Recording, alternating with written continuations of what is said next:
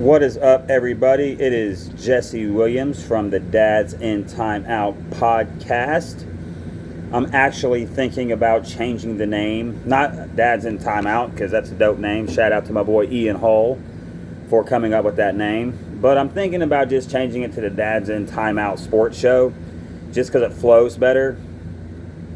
And because it's really not it is a podcast when I do it on the computer, but this is more of just like a video. So it's more of a show instead of a podcast. So I'm still going to keep the name so it's easier to find for people who've already been searching for me. So the Dads in Time Out Sports Podcast. But I'm going to probably rebrand it at some point to the Dads in Time Out Sports Show. So tell me what you guys think. Shout out to everyone who has subscribed on Spotify and Apple and Google and on YouTube. I appreciate it, all 18, 19 of you on YouTube. Trying to get more followers, trying to get more subscriptions. But we're going to keep doing it regardless because I'm building a catalog and I'm building something that I think people will enjoy and like.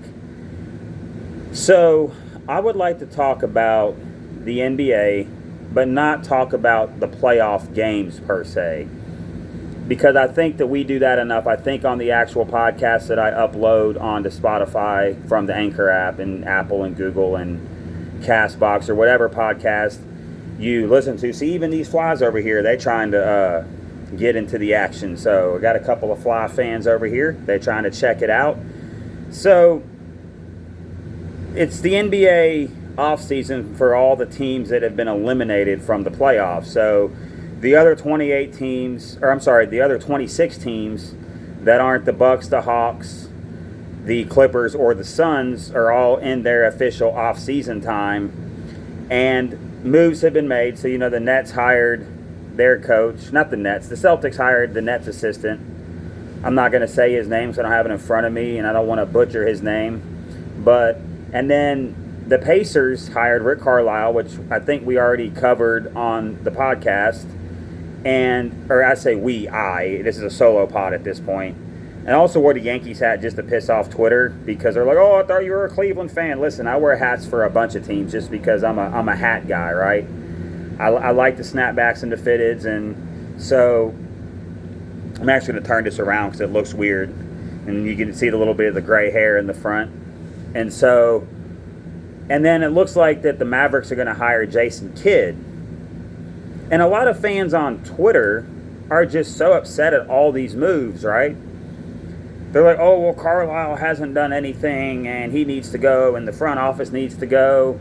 And so I get curious because I'm wondering, are you mad at the front office for not giving the players that Carlisle needed to coach past the first-round series when it became obvious after games 1 and 2 that the Mavericks probably weren't going to shoot 50% from 3 for the entire series?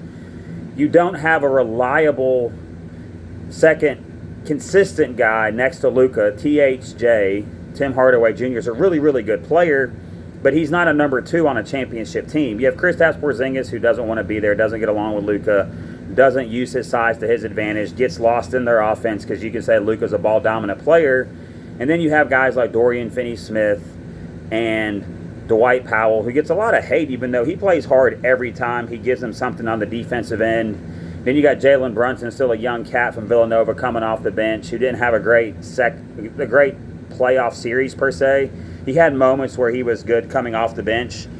And I think that sometimes it's easy as fans who aren't in the building to just nitpick everything. Like if you're a fan, because Carlisle, I think, pulled out every move he possibly could. Maxi Kleber didn't give them anything. So I think at this point, you're criticizing a coach who's only got 1 title. Well, that 2011 championship team, they beat Miami, right? You could say LeBron choked, and he did. And he did not play well the last 3 games of the finals. But the Mavs had something to do with that. But let's look at the Mavs after that. And I'm not going to spend a lot of time on this. Let's look at what happened. Dirk ended up getting hurt. I think he had off-season surgery 1 year. The nucleus of that team was already old. And then they draft Dennis Smith Jr., which was a bad pick. And they couldn't get they couldn't get DeAndre Jordan. He got snatched back by the Clippers, even though they ended up moving him. And they couldn't get any of the top free agents. Their biggest signing, I think, was when Mark Cuban signed Chandler Parsons in the club, who, was injured pretty much the whole back end of his career. And so a coach can only coach who he plays with. So I think Carlisle to the Pacers is going to be great because he's got a bunch of guys who are hungry and he can do some offensive things with that team. Quickly on Jason Kidd, who was endorsed by Carlisle to be the coach, who says that he's the only guy in the world that coached both Kidd and Luka. And I hear that Kidd has a losing record as a head coach. He coached 1 year in Brooklyn, wanted more power. They didn't, so he went to Milwaukee and kind of built Giannis up to where Budenholzer just takes over. And Budenholzer is a really good offensive regular season coach. And then we could talk about how, they're in the Eastern Conference Finals, this, that, and the other. But we can kind of look at the situations that happen in the playoffs to see why they're there, because they're a really frustrating team that just doesn't play to their strengths all the time. And Budenholzer was going to get fired, I'm almost certain, if they didn't make it out of the second round. And if they got swept in this series, I still think he'd get fired. Just because it's like, well, you can't fire a guy if he gets to the NBA Finals, but you see him not make the right adjustments. So stuff like that we can look at and be like, okay, so you can see the adjustments as a fan watching. If you know what you're looking for, you can be like, okay, wow, like last night when they beat the Hawks, they went inside, and their guys then were open for threes because they have a huge advantage on the inside with Giannis and Lopez, and they just out-hustled the Hawks that whole game. But a lot of times you're like, why is Giannis shooting threes? Why are they giving the ball to Giannis at the top of the key like he's LeBron, and he's going to make the right decision? I'm not going to sit here and disparage his basketball IQ, but you can see the difference. And Giannis is still a young player. He's still developing. So I think we do too much with the coaches and just, like, what's the adjustment then? Like, he didn't make adjustments. So what's the adjustment? You tell me. Since you know everything, Twitter people, you tell me what the adjustment should be. And then if you tell me what the adjustment is and I agree, I'm like, hey, good point. Because that's how it should be. Because a lot of times people on Twitter just don't say anything. They just complain, right? And so it's like, you don't want to hire that coach. Well, who would you hire? It doesn't matter. They're going to hire the coach. Yeah, I'm shouting out my boy David Dillavu, who said I don't even be on YouTube, so he wouldn't subscribe to this anyways. He's my boy. Like, we're friends in real life. But we go at it on Twitter because I'm like, who did you want as a coach? Well, it doesn't matter. Well, then what are you complaining about? Like, I know that kid's going to get the job, or has the job. I don't know if he signed the contract yet. And you can bring up the domestic violence thing. That's totally 100% fair, especially with the issue with the Mavericks in that department where they had, I think it was sexual harassment stuff that Cuban wasn't taking care of, or maybe it was domestic violence. I'm not sure, but it was something up that alley. And you can say, well, that happened years ago. So if you're going to tell me that you don't want Kidd because of the issue that he had in Phoenix with his now ex-wife, then I'm not going to disparage that, because domestic violence is terrible. It's horrible. You should never put your hands on a woman. Like, I get it. But teams are still hiring him. Jason Kidd pled guilty, went to anger management, and then went to anger management after. That doesn't justify what he did whatsoever. But he's going to be the head coach. So we know, like, that's public knowledge, the domestic violence, and then the DUI when he ran into like a telephone pole in 2012. But let's talk basketball then. So why don't you like the Jason Kidd hire? I thought from the get-go, as soon as Carlisle left, I was like, they're going to hire Jason Kidd. I didn't have any inside information on this. I just figured that when they brought back Dirk Nowitzki to do whatever he's going to do in the front office, Michael Finley's a vice president, and then they hired that Nike guy. And you can say whatever, but Rob Pelinka is kind of proven, like, okay, you can go get an agent. They took Steve Kerr, who was a TV analyst, and he was the GM of the Suns. And then he became the head coach of the Warriors. Mark Jackson had never coached anywhere, and he did a good job. Chauncey Billups has been involved in front office stuff, but he's never been a GM or a head coach. He's going to probably get the Blazers job. Eric Spoelstra was a video coordinator. Jason Kidd can relate to Luka because he's been in that situation as a player. He's been in that situation as a coach. He's coached a superstar in Giannis. Giannis, if you remember, was actually very upset when they got rid of Jason Kidd. Jason Kidd just got done being the assistant coach of the Lakers, who have LeBron James and Anthony Davis. So you know that the superstar is not going to face him. I don't know about X's and O's with Jason Kidd. I haven't watched enough tape, or any tape, I guess, of him coaching, because he was with that Nets team that lost in the second round, I believe, to the Heat. I can't remember what Nets team that was, so don't quote me on that. That may not be the team I'm thinking of, but I think it was the Nets team with Paul Pierce, Kevin Garnett, Joe Johnson, Darren Williams. I don't remember if those guys were all on the same team, so once again, do not quote me on that. Jason Terry may have been on that team. And my buddy was like, who else is Dallas going to hire? Shoot, man, go get Jason Terry. Go bring back everybody from that championship team and have them involved. Because that team, yes, Dirk was the superstar on that team, but they had Sean Marion. They had Jason Kidd. They had Tyson Chandler. They had Jason Terry. They had Dirk. They had J.J. Barea. Like, they had a bunch of hungry dudes that helped them beat the Heat. And that was a team that wasn't, I mean, that, if you remember, that was the team. They beat Portland in the first round. And if I'm not mistaken, I think that was the Brandon Roy, LaMarcus Aldridge Portland Trailblazers. In the second round, they sweep the two-time defending champion Lakers, who came unraveled in Game 4, and Dallas was beating the brakes off of them. And then they beat Oklahoma City the year before Durant, Westbrook, Ibaka, and Harden make it to the finals. And then they beat LeBron, D-Wade, Chris Bosh. So that was a very impressive run. So my thing is, if you're going to criticize coaching, tell me what about, and Doc Rivers is a great example, is Doc Rivers blows a bunch of leads. Okay. They keep bringing up Orlando. Tracy McGrady never got out of the first round in Orlando or Houston or Toronto.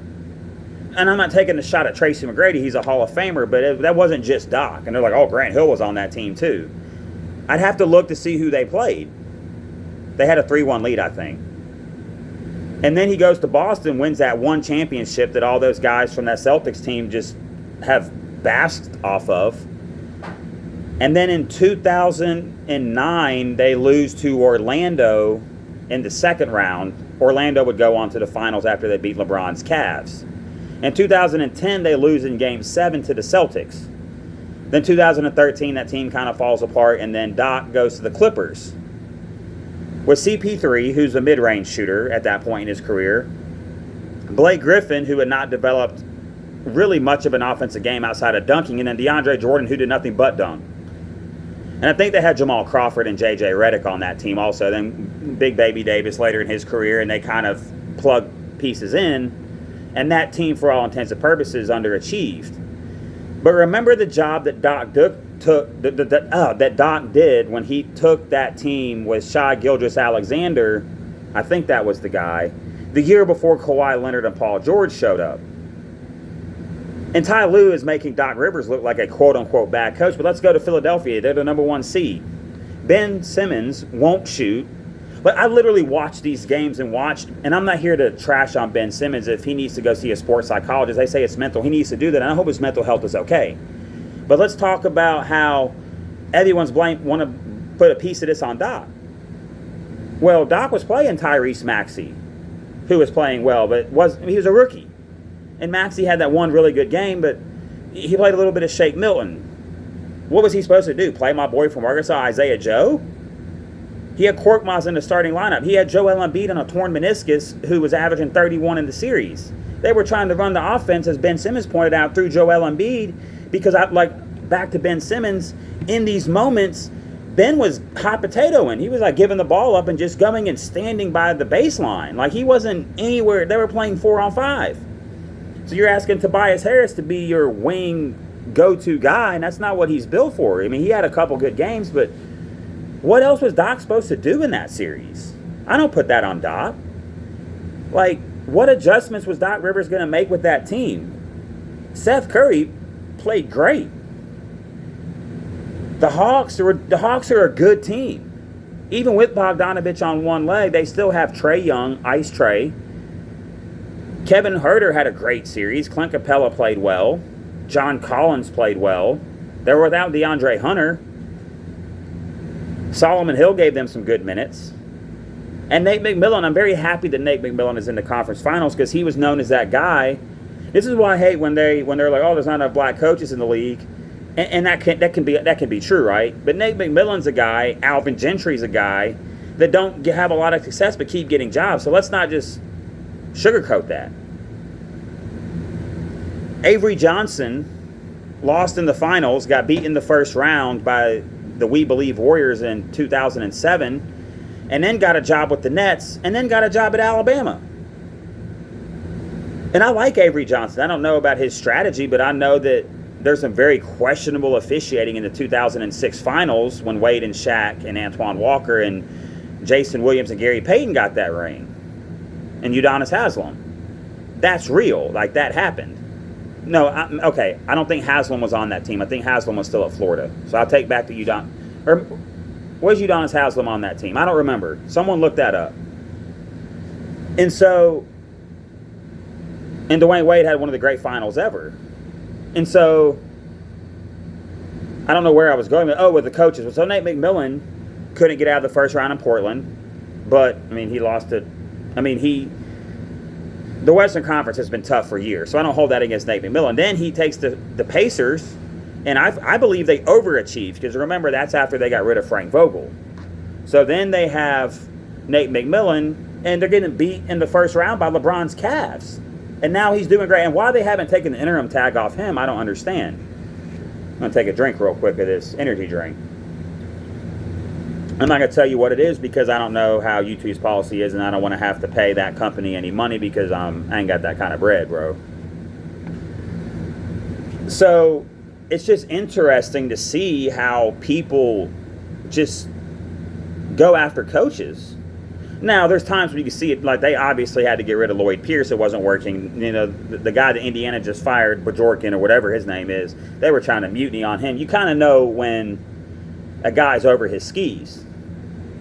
And that's why Jacques Vaughn being mentioned as a head coach is interesting, because that's kind of how I felt when he coached Orlando. But I don't hold anything against someone that coaches Orlando after Dwight and Hedo, Turkoglu, and Rashard Lewis left, and Jameer Nelson. And J.J. Redick was on that team, right? So I don't hold that against them. But Orlando has just been kind of that, like, oh, we might get the 8 or 7 seed, but that's kind of our ceiling. And they've missed on some picks, too. So I think that, like, I remember everybody was saying, oh, Ty Lue just won because he had LeBron and Kyrie. Well, it looked different when Blatt got fired midway. And Blatt was like 30-10. Like 30-12, something like that. Like, they had a great record, but they knew something was off. And then we find out he's not holding the superstars to the same level as he is the other players. And when you haven't ever coached in the NBA and you're just coached overseas, then it's a little different because you don't have that cachet. Now, all of a sudden, Ty Lue's the genius. I always thought Ty Lue was a good coach because Ty Lue could stand up to LeBron. He was a player in this league, and LeBron respects him. LeBron has always vouched for Ty Lue. Ty Lue is able to push the right buttons with LeBron. And people always say, I heard this recently, oh, well, the Warriors didn't have Bogut in 2016 in the finals, that he got hurt. I believe Ty Lue was begging them, if Bogut was healthy, to put them in because he just would have went small. Just like Golden State went small in 2015 by taking Bogut off the court and putting Andre Iguodala at the 4 and Draymond at the 5. And guess who didn't adjust? David Blatt. And then LeBron was on fumes because he was carrying that entire team. While Matthew Dellavedova is getting IVs after every game. Shout out to Phil Handy for revealing that on All the Smoke podcast with Steven Jackson and why am I forgetting that guy's name? Matt Barnes. Very good show. So it's interesting, I know this is a rambling rant, but it just drives me crazy when people who don't seem to know the game of basketball are just always pointing at the coach. Now, at the end of the day, you are the coach. The buck does stop with you. Especially with Doc in L.A. when he actually was in charge of picking the players. Then you're just asking for trouble because now, like, you don't have a GM that you can't be like, oh, well, that GM picked bad players. It's like, bro, that's you too. And so I think it's going to be interesting to see what they do in the offseason with Philly. What do you do with Ben Simmons? Ben Simmons probably ready to get up out of there too. And he's 24, going on 25. He'll be 25, I think, next month. So I'm not writing off Ben Simmons. And then, of course, it's the NBA draft. People want who they want. And listen, you get 30 games. A lot of these guys are coming out as freshmen now, or they're going to the G League. You have very little tape. They run different systems in college because college coaches are there to win games and win championships to keep their job. So they're not 100% in the I'm going to develop you to the NBA game. So I think we need to be careful when we start criticizing coaches all the time. I see this in the NFL all the time. It's like, well, what did you want him to do? And if you can tell me, then I'm like, yeah, I'm with you on that. I feel you. Then, like, Budenholzer's a great example. We can see, like, okay, it's been multiple postseasons, and you're like, hey, man, with one of two things. Either your players, at times, play the dumbest basketball ever, or you're not putting them in the position to succeed. Because obviously he's a good regular season coach. Giannis ain't taking you to 60 wins by himself. Like, he does have an offensive system. He came from the pop tree. I'm not saying the man can't coach. But you can see the adjustments. And I've even heard, like, okay, well, Brook Lopez. Well, in this series, Brook Lopez looks like he can dominate Clint Capella. And if he's not on Capella, he's going to dunk on anybody else. And he's a big man that can shoot threes, which is why I don't understand why he's not on the USA team. That's a whole other topic. Now we're going to get into, for the last 5 minutes of this video, before I have to go back into work, about the superstars in the NBA. And what I mean by that is everybody is waiting for the guy to take the mantle from LeBron as the best player in the NBA. I just want to provide a little bit of context. Remember before AD got hurt? And remember before LeBron had the high ankle sprain? And it was him and Joel Embiid neck and neck for the MVP. Does anybody remember that? Did everybody forget that? Remember last year when a lot of people thought he should have won the MVP over Giannis? Do we remember that? Yes, Father Time is undefeated. Well, they say Father Time's undefeated. Tom Brady is beating the brakes off Father Time right now. And LeBron has been for the last couple years. There are times LeBron looks like he's lost a step, but people have to remember LeBron's entire game is not built on physicality. It's his brain, court vision, basketball IQ, astute passing ability, student of the game. He really studies the game. He gives the ball to people in good situations. And I'm not saying LeBron's still the best player in the world, but then who is it? See, these playoffs, everyone was ready to crown Kevin Durant. And Kevin Durant is probably the best, is probably the most gifted scorer in NBA history. Him, Jordan, Carmelo, George Gervin, the Iceman, Allen Iverson, just pure scorers. Tracy McGrady. Tracy McGrady got into the Hall of Fame by being a pure scorer. Once again, not a shot at Tracy McGrady. I really like Tracy McGrady, and I really like him on TV. I'm not the guy that takes shots at NBA players. These guys can do something I can't do. And I played ball, but I wasn't good enough. I was a white guy that shot. And let me take that back. White had nothing to do with it, right? But when you're white and you play basketball, you're like, hey, don't cover the white boy. All right, when I hit 3 or 4 threes. But then it's like, hey, me and my buddy always have a saying, especially during the NCAA tournament, like, why are we leaving the white guy open? Because he's on the team, because he plays hard and he can shoot threes. I'm not super athletic, which is fine. But I went to Little Rock Parkview. If you know anything about Little Rock Parkview, it's a basketball powerhouse in Arkansas, in Little Rock. I wasn't good enough to play for that team. It had nothing to do with, oh, he's white. I had a great relationship with the head coach. I was in the gym lacing jump shots my senior year. I tried out in 10th grade, didn't make it. I went to start trying to write lyrics for songs. I wish I would have gotten into the sports thing back then, but, you know, you live and you learn. Coach is like, hey, why didn't you try out? I remember you from 10th grade. The 2 guys with me messed up the 3-man weave. Maybe I did too, you know, and then everybody ball hogged to try to make the team because I wasn't, you know, a guy that no one knew who I was. I just showed up and tried out, didn't make the team. Cool. I wasn't good enough, right? So Coach sees me. He asked me, he's like, Coach Flanagan. Al Flanagan retired, now replaced by Scotty Thurman from the Razorbacks. Shout out to Al Flanagan. Multiple state championships. Coach Derek Fisher. I think. Maybe that was Charles Ripley. But whatever. Derek Fisher went to Little Rock Parkview, if you didn't know that. my alma mater. So coach was like, hey, why didn't you try for the team? And I said, look, coach, I might be able to try for the team. Might be able to be the third string shooting guard. And I'd probably sit on the bench the whole season. And I'm on ROTC. I'm trying to do this music thing. I'm going to root from y'all from the stands. He was like, you come to the gym anytime you want. And I actually saw him as he moonlighted as an assistant for UALR, now Little Rock, the college. And I was like, what's up, coach? He's like, oh, what's up, man? But I was honest with him, you know. And so back to the conversation about the NBA. So Kevin Durant is a pure scorer. And he's also a very good defender. And we can say LeBron started the super team thing, but LeBron was the man on every one of those teams. Like, I know the first year he was trying to not be the man because he didn't want to disrespect Dwayne Wade and Dwayne Wade's city. But Wade was like, hey, man, you got to be the man. And LeBron had two of the best seasons in NBA history in the back-to-back title years. Then LeBron goes to Cleveland with a young, unproven Kyrie and Kevin Love, who is a monster in Minnesota, but he was an under-the-rim rebounder. And Kevin Love got relegated to the corner, but, you know, they won that championship in 2016. I think we just people will talk crap about Kevin Love and early Kyrie until you bring up LeBron. They're like, well, he played with the big three. And I'm like, so which one is it? Is Kevin Love an all-time great, or is Kevin Love only an all-time great when you're pulling the super team card, right? Then he goes to LA with nobody, and he gets Anthony Davis. He's still the man. Now, AD should be the man now. So Kevin Durant had Russell Westbrook, Serge Ibaka, James Harden, all on his team.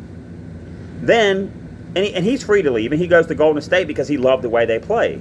But they already had the man, Steph Curry, homegrown. That's his team. And Kevin Durant won 2 Finals MVPs and was spectacular, but he didn't have, the pantheon of all-time greats is if we know you're the absolute undisputed best player on the team. And I think he's a better basketball player than Steph Curry.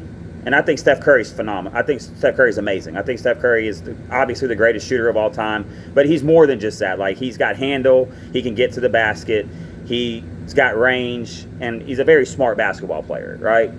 So then he goes to Brooklyn with Kyrie, which I think was the perfect opportunity for him to be the man in Brooklyn. Kyrie is your number 2. Because Kyrie proved in Boston he's not really a number 1. He's got number 1 talent.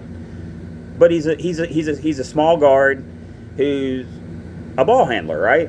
One of the greatest ball handlers ever, by the way. And Kyrie's got a nasty shot. He was averaged 27 on he had the 50, 40, 90 year, right? Well, then they go get James Harden, who had been the man in Houston. Now it's like, all right, bro, now y'all just trying to make this unbeatable again, which is fine.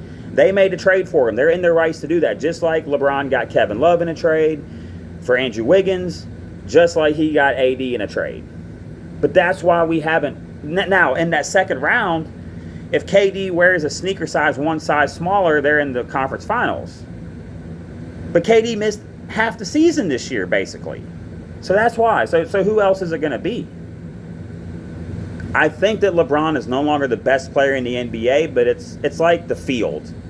You take the field over LeBron because he's going to be going into year 19. And we have great superstars coming up. We have Trae Young. We have Giannis. Even though his game can be limited, I saw a couple of those moves against the Hawks, and I'm like, wow, I didn't realize that dude had that spin move. He's been watching Bron. And Bron watched Jordan. That's like Jordan and Kobe. Like Kobe had that post turnaround that he learned from Jordan, which is great. You learn from the greats. Why would you not? And then you have Jokic, who won the MVP, but no one thinks he's the best player in the league. You got Joel Embiid. You got James Harden. You got Steph Curry. You got, who else would you put in there? Dame Lillard's in that top 10-ish. So you got LeBron, KD, Steph, Harden, Kawhi, Jokic, Dame, Luka, Embiid, and I feel like I'm missing somebody. So I like LeBron and KD and Kawhi are that's 3. Curry 4. This is not an order, but LeBron. I'm gonna hold up fingers so I can count. LeBron, KD, Steph, Kawhi, Jokic, Luka, Dame, Embiid, Harden, Jason Tatum, maybe?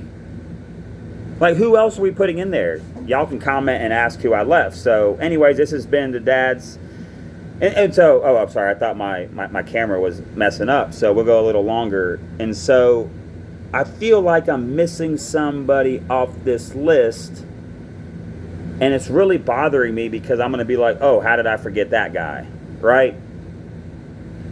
It's not Paul George. He's in the top 15, 20. Kyrie's in that range. Devin Booker, Donovan Mitchell, who might be in that top 10 now. Jimmy Butler, a lot of people like to put up there. Though Jimmy's more of like your heart and soul, but because of those couple of 40-point games in the finals, I think we elevate Jimmy to a level that he is not really at. He's in the top 15-ish. Zion's up there. Trae Young is moving up there. And so, the point is maybe we don't have a clear-cut number one player. Giannis is the guy that I forgot. I left Giannis out of there. Giannis was the other one in the top 10. So you have LeBron, KD, Kawhi, Steph, Giannis, Jokic, Embiid, Dame, Luka, and Harden. That's top 10 with, I think, Jason Tatum and Booker and Mitchell and all those guys coming in right after that. So the league's in a great spot. But LeBron was obviously the best player in the league from 2000 and I'll say 9 at least until this past and through the pandemic year. Right? AD, I didn't even have AD in the top 10, and AD was in people's top 5s. Because AD gets hurt all the time, right? And B gets hurt all the time. And so, before we start saying that KD's the best player in the league, define your terms. Because LeBron was the best player in the league because he could pass, defend, shoot. He got better as a shooter. He could score. He could give you 40. He could give you 15 assists if he needed to. He could take over a game. We watched the 51-point game in Game 1 of the Finals. We watched him come back down 3-1, 41 points and a triple-double in Game 7 with a block. What is Kevin Durant's signature? Now, he has the 2 shots, but they're up 2-0 in both those series. Where is that clutch moment where, like, oh, and that was this series when he ties the game to send it overtime. I'm not saying he doesn't have that in his bag, because he absolutely does. But where's the evidence that's like, oh, that's the best player in the game? Now, when everything's all said and done, I think KD's going to be in the top 10 of all time.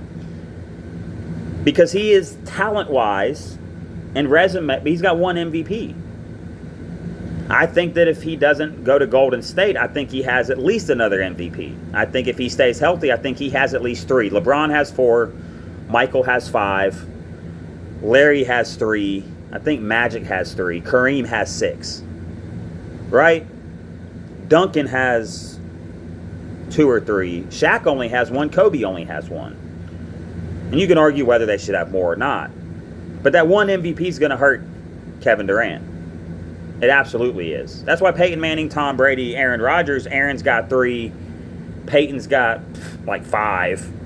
And Brady's got like 3 or 4. I can't remember how many. But they all got multiple MVPs. But if you look at Kevin Durant, you're like, okay, well, Steph averaged 27 a game. Like, people hold this against Steph that he doesn't have a finals MVP, but Steph balled. Honestly, Steph should have been the MVP in 2015. He's the best player on the best team. Yeah, Andre Iguodala shut LeBron James down when he scored only 20 points in Game 4. LeBron averaged like 38 that series, and he had like 3 40-point games or something ridiculous like that. Kawhi Leonard, like LeBron, averaged like 28 against the Spurs, and they gave Kawhi the finals MVP just because Duncan was no longer in his prime in 2014. So let's not act. And then Kawhi is another one that everyone's like, he's the best player in the world, Stephen A. Smith.